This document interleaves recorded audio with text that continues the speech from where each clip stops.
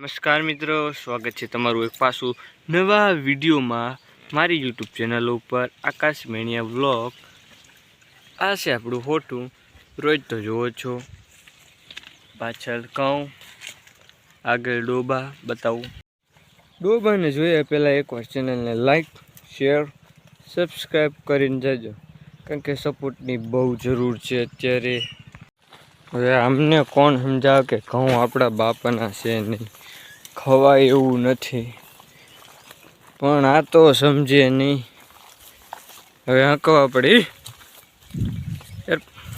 અહીંથી અહીંયા ઘઉં જોઈ લો, અને આપણી ભેંસું બસ કપામાં સરે, કપામાં ખડ છે।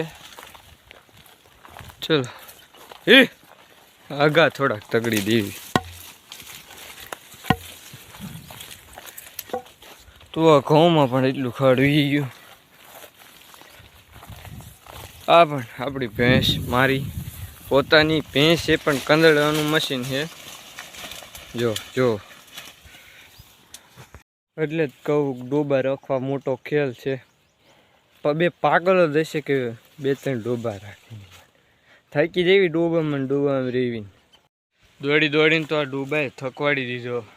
હવે 5 મિનિટ ઊભો હું, એમાં કપામાં કેવું છું તમને બતાવું। કપામાં દોડી દોડીને તો અહીં શરીરે થઈ ગયા ફોડકા, લાલ લાલ ટેટા ટેટા જેવા। બતાવું તમને, એક જ મિનિટ રોઈ લો। અહીંયા પણ છે, અહીંયા છે, અહીંયા છે, બધે અલગ અલગ ઠેકાણે થઈ ગયા।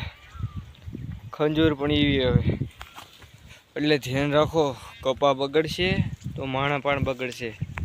એટલું યાદ રાખજો કે કપામાં દવાનો છંટકાવ એક ધારો ચાલુ રાખો। ખંજોર આ બધે ઉપડી જાય, તમે કપા એકવાર પાછળનો કેમેરો કરીને બધો કપા જુઓ તમે, એક નંબર કપા તમે જોઈ લો ખાલી। આ જુઓ, એક નંબર કપા, નદી હાંઠિયું હાંઠિયું ને હાંઠિયું છે। તો અત્યારે પણ ડોબા વારીને આવ્યો, દોડી દોડીને થાકી ગયો, કપામાં રહીને આ બધી ખંજોર ઉપડી ગઈ।